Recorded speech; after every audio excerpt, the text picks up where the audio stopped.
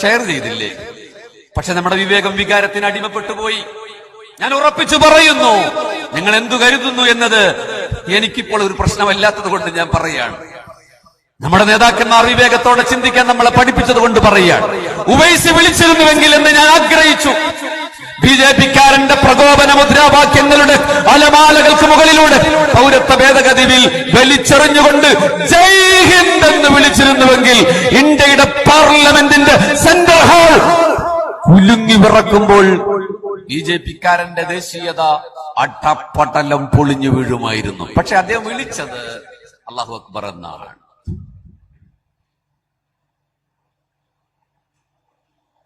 അങ്ങനെ വികാരത്തിന് അടിമപ്പെട്ട ഒരു ജനതക്ക് രക്ഷപ്പെടാനാകില്ല. നമ്മളെ ഭയപ്പെടുത്തുന്ന ശക്തികളെ നമ്മൾ തിരിച്ചറിയണം. റുസ്തമിന്റെ കൊട്ടാരത്തിലേക്ക് റബീ ഇബ്നു ആമിർ എന്ന് പറയുന്ന സഹാബി ആ കൊട്ടാരത്തിന്റെ മുന്നിൽ, സിംഹാസനത്തിന്റെ മുന്നിൽ കുതിരപ്പുറത്തിറങ്ങാതെ നിന്ന് പോയൊരു നിമിഷമുണ്ട്. അപ്പൊ റുസ്തം പറഞ്ഞ മറുപടിയാണ്, കേരളീയ മുസ്ലിം ചെറുപ്പക്കാരാ, ഇന്ത്യയിലെ ചെറുപ്പക്കാരാ, ഭാവി തലമുറക്ക് നമ്മൾ സമ്മാനിക്കേണ്ടത്. കേവലമായ വികാരത്തിന് അടിമപ്പെടേണ്ടവരല്ല നമ്മൾ. ജനായത്ത സംവിധാനങ്ങളെ ഉറപ്പിച്ചു നിർത്തുന്നതിൽ വലിയ പങ്കാളിത്തം വഹിക്കുക. നമ്മളതാണ് അതിന്റെ ആൾക്കാർ. നമ്മൾ തന്നെ പാകിസ്ഥാനിലേക്ക് പോകണോന്നൊരു ചിന്ത നമുക്കിടയിൽ വന്നു പോകരുത്. പോകാൻ പറയുന്നവരെ നിർലജ്ജം വെറുതെ വിടും. ഇന്ത്യയുടെ സ്വാതന്ത്ര്യ സമര പോരാട്ടത്തിന്റെ വീരചരിതങ്ങൾ സമയപരിധി കൊണ്ടാണ് ഞാൻ പറയാതെ പോകുന്നത്. അതുകൊണ്ട് വിദ്യാഭ്യാസ നവോത്ഥാന പരിശ്രമങ്ങളിൽ പങ്കാളിയാവുക.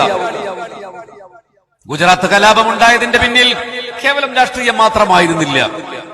ഒരു പത്രം കൊടുത്ത തെറ്റായ വാർത്തയായിരുന്നു. അവിടെയുള്ള നിയമപാലകർ, ജില്ലാ കലക്ടറുടെ ഉത്തരവ് ആ കലാപത്തിന് വലിയ കോപ്പ് കൂട്ടിയിട്ടുണ്ട്. അതുകൊണ്ട് സ്വത്വബോധമുള്ള മുസ്ലിം ഇന്ത്യയുടെ ഭരണഘടനാ സ്ഥാപനങ്ങളിൽ ഉണ്ടായിരിക്കട്ടെ. ഒരു വീട്ടിൽ നിന്ന് ഒരു സർക്കാർ ഉദ്യോഗസ്ഥനെങ്കിലും സംഭവിക്കട്ടെ. അല്ലാഹു തൗഫീഖ് ചെയ്യട്ടെ. 970-ൽ അൽ ഖോബാറിന്റെ എറിയപ്പെട്ട മുസ്ലിം ഇന്ത്യ മഹാരാജ്യത്തിന്റെ, വിശേഷ കേരളത്തിന്റെ സമ്പദ്ഘടനയുടെ പുരോഗതിയിൽ വലിയ പങ്ക് വഹിച്ചു നമ്മുടെ പ്രവാസികൾ. ചെറുപ്പക്കാരാ, ആലുവക്കാരാ, ഓൺലൈനിൽ ഇത് കേൾക്കുന്ന 10,000-കണക്കിന് കേരളത്തിലെയും വിദേശത്തെയും പ്രിയപ്പെട്ടവര്, നിങ്ങളുടെ മക്കള് ഇനി നിങ്ങൾ ഗവൺമെന്റ് സർവീസിൽ കയറ്റാൻ ഒരു വീട്ടിൽ നിന്ന് ഒരാളെങ്കിലും ഉണ്ടാകണം. ബുദ്ധിപരമായ നീക്കങ്ങളിലൂടെ ഈ ഫാഷിസ വാഴ്ചയുടെ കാലത്ത്, ഇരുട്ടു പരക്കുന്ന കാലത്ത് വെളിച്ചത്തിന്റെ തങ്കരേണുക്കളാകാൻ ബുദ്ധിയാണ് ഉപയോഗപ്പെടുത്തേണ്ടത്. ഈ രാജ്യത്ത് ഹിന്ദുക്കളും മുസ്ലിങ്ങളും വിഭാഗീയമായി ചിന്തിച്ച് മുസ്ലിങ്ങൾ വോട്ട് ചെയ്യുക, ഹിന്ദുക്കൾ വോട്ട് ചെയ്യുക. എന്തായിരിക്കും ഫലം? അൻവർ സാദത്ത് MLA പിന്നെ ഇവിടെ ജയിക്കുവോ? ആലുവയിൽ മുസ്ലിങ്ങളുടെ വോട്ട് കൊണ്ടാണ് അദ്ദേഹം ജയിച്ചിട്ടുള്ളത്? അല്ല. അങ്ങനെയാണോ സാർ? അങ്ങനെ ഒരു കാലം വന്നാൽ എന്താണ് ഉണ്ടാവുക? നിങ്ങൾ എപ്പോഴെങ്കിലും അത് ആലോചിച്ചിട്ടുണ്ടോ? കോൺഗ്രസിലെയും കമ്മ്യൂണിസ്റ്റ് പാർട്ടിയിലെയും ഹിന്ദുക്കൾ BJPയിലേക്ക് പോയാൽ ഇപ്പൊ പ്രസംഗിക്കാൻ ഭയങ്കര സുഖമാണ്. ഇപ്പൊ ഫേസ്ബുക്കിൽ വർഗീയത ഉണ്ടാക്കാൻ വലിയ സുഖമാണ്. പക്ഷെ ആ വികാരം കൊണ്ട് രക്ഷപ്പെടില്ല കേട്ടോ. അങ്ങനെ ഇപ്പോഴും സംഭവിച്ചിട്ടില്ല. പക്ഷെ അതിന്റെ തുടക്കം ഉണ്ടായിട്ടുണ്ട്. റിസോർട്ട് പൊളിറ്റിക്സ് വന്നുകൊണ്ടിരിക്കുന്നുണ്ട്. റൈറ്റ്? മതേതരവാദികളായ ആളുകളെ പിടിച്ചു നിർത്താൻ റിസോർട്ടിൽ, പഞ്ചനക്ഷത്ര ഹോട്ടലുകളിൽ താമസിപ്പിക്കേണ്ടി വരുന്ന ഗതികേടിലേക്ക് ഇന്ത്യൻ ജനാധിപത്യം മാറുന്നുണ്ട്. ഒരു വിളിപ്പാടകലയാണ് കിഴക്കമ്പലം. ആലുവയിൽ നിന്നൊരു വിളിപ്പാടകലയാണ് കിഴക്കമ്പലം. ഒരു കോർപ്പറേറ്റ് മുതലാളിയുടെ കീഴിൽ 4 പഞ്ചായത്തുകൾ ഭരിക്കപ്പെടുന്ന ജനാധിപത്യത്തിന്റെ ദുരന്തം സംഭവിച്ചത് എന്തുകൊണ്ടാണ്? ആലോചന ചെയ്യേണ്ടതുണ്ട്. ഞാൻ അദ്ദേഹത്തെ വ്യക്തിപരമായി വിമർശിക്കുകയല്ല. അപകടമാണത്. ഇങ്ങനെ അദാനി കേരളം വാങ്ങാൻ അദാനിക്ക് കഴിയില്ലേ? അംബാനിക്ക് കേരളത്തിലെ ആളുകളെ വാങ്ങാൻ കഴിയില്ല. പൈസ കൊടുത്തിട്ട് എന്തായിരിക്കും ഇന്ത്യ മഹാരാജ്യത്തിന്റെ സ്ഥിതി? ചെറുപ്പക്കാരെ ആലോചിക്കുക, ആലുവക്കാരെ ആലോചിക്കുക. നിങ്ങളതിൽ രാഷ്ട്രീയം കാണണ്ട. ഞങ്ങളവിടെ പോയി ആ പഞ്ചായത്തില് ഒരു ക്രിസ്ത്യാനിയുടെ വീട്ടിൽ പോയി സംസാരിച്ചു. കൃത്യമായി അദ്ദേഹം ഞങ്ങളോട് പറഞ്ഞു തന്നു, പൈസ കൊടുത്തിട്ടാണ്. അറിയോ നിങ്ങൾക്ക്? അദ്ദേഹം നിർദ്ദേശിച്ചാലല്ലാതെ ഇനി അവിടുന്ന് ഒരു ഫയൽ മുന്നോട്ട് പോകില്ല. കേൾക്കാൻ വലിയ രസമാണ് അല്ലേ? കുന്നത്തുനാട് മാറാൻ പോകും ചിലപ്പോ. കേൾക്കാൻ വലിയ രസമാണ്. വികാര വിക്ഷോഭത്തിന് അടിമപ്പെടുകയാണ്. അദാനി കേരളം മുഴുവൻ വാങ്ങിയാൽ ഫാസിസത്തിന്റെ തേർവാഴ്ച ഇവിടെ ഉണ്ടാകില്ലേ? അങ്ങനെയൊന്നും ഉണ്ടാവില്ല. അങ്ങനെ ഉണ്ടായില്ലേ? 4 പഞ്ചായത്ത് നിങ്ങളുടെ വിളിപ്പാടകലെയല്ലേ പോയത്? ചെറുപ്പക്കാര, വികാരത്തിന് അടിമപ്പെടുത്താൻ എളുപ്പമാണ്. അതുകൊണ്ട് വിദ്യാഭ്യാസ നവോത്ഥാന സംരംഭങ്ങൾക്ക് നിങ്ങൾ പങ്കാളിത്തം വഹിക്കണം. ഉത്തരവാദിത്തപ്പെട്ട ആളുകളാണിത്. നമ്മുടെ വീട്ടിൽ നിന്ന് ഹൈലി എഡ്യൂക്കേറ്റഡ് ആയ ഒരാളെങ്കിലും ഉണ്ടായിരിക്കണം. സർക്കാർ സർവീസിൽ അവനുണ്ടാകണം. ഒന്നുകൂടി ഉയർന്ന് ചിന്തിച്ചാൽ സിവിൽ സർവീസിൽ അവനുണ്ടാകണം. കലക്ടറാകുക മാത്രമല്ല, സിവിൽ സർവീസ് എന്ന് പറഞ്ഞാൽ കലക്ടറാകുക എന്നുള്ളത് മാത്രമല്ല.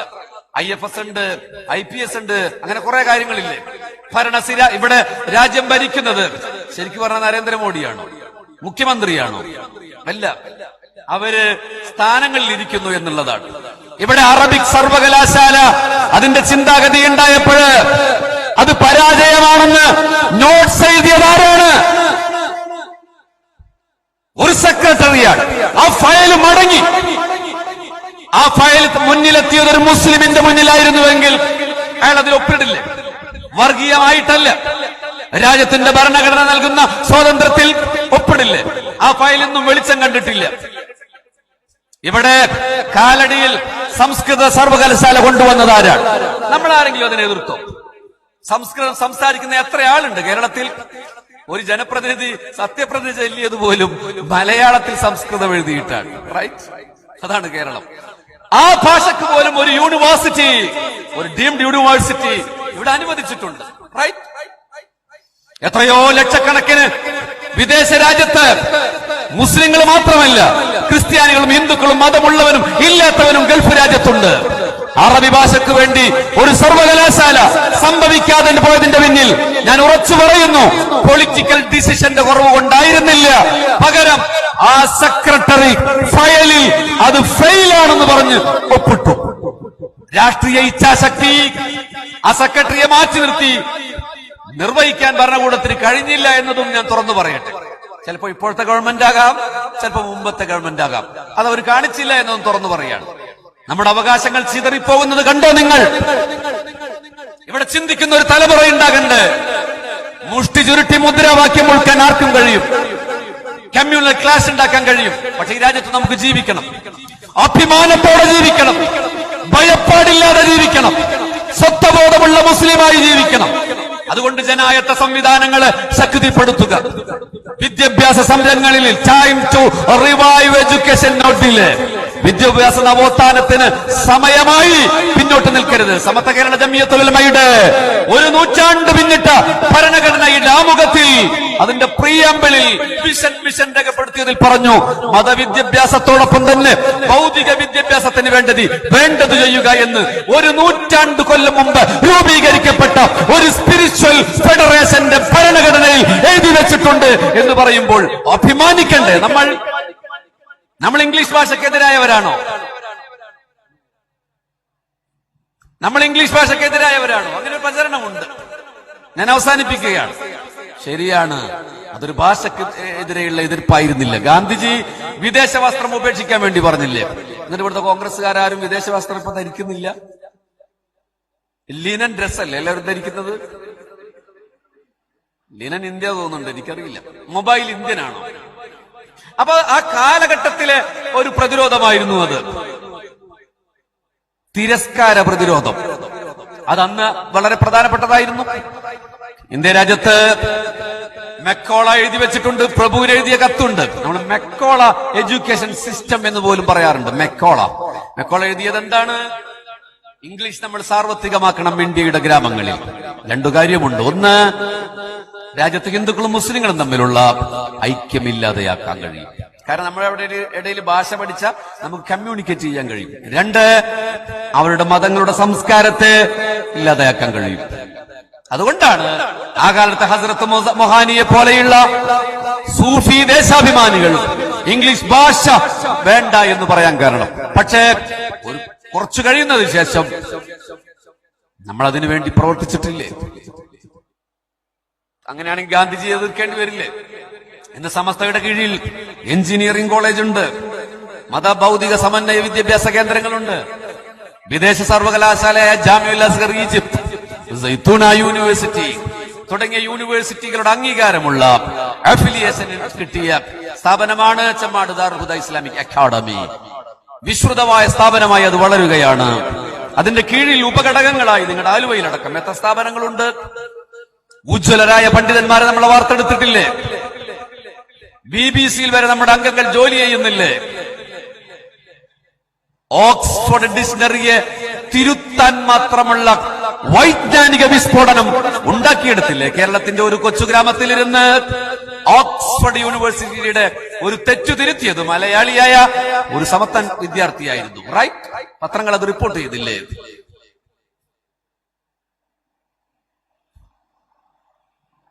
സാഹിത്യ അക്കാദമി അവാർഡ് ലഭിച്ച ബെന്യാമിന്റെ നോവൽ അറബി സാഹിത്യത്തിലേക്ക് ട്രാൻസ്ലേറ്റ് ചെയ്യപ്പെട്ടില്ലേ?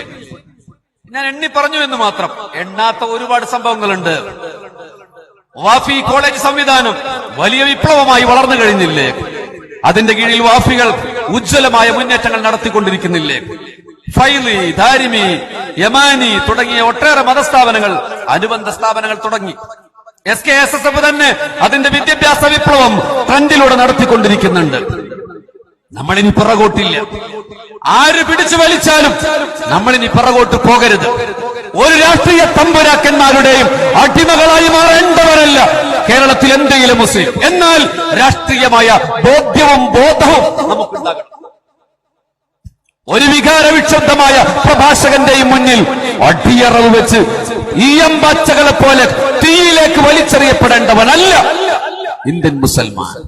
ബോധ്യമുള്ളവനായി മാറണം. ഈ രാജ്യത്തിന്റെ രചനാത്മകമായ നിർമ്മാണത്തിൽ പങ്കുവഹിക്കാൻ നമുക്കാകണം.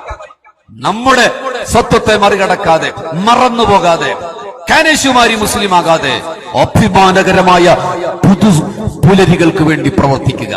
അള്ളാഹു അനുഗ്രഹിക്കട്ടെ. കുടിലും കുലങ്ങളും ചുട്ടു ചമ്പലാക്കാത്ത, കുടിലതയുടെ വേദാന്തം പടുമൊഴികളോതാത്ത, തളരും മനുഷ്യന്റെ തലവെട്ടി വിൽക്കാത്ത, കുതറും മനുഷ്യന്റെ കുടൽമാല ചോർക്കാതെ, കുടിലഗതകളില്ലാത്ത, കുന്നായ്മയില്ലാത്ത എന്റെ നാട്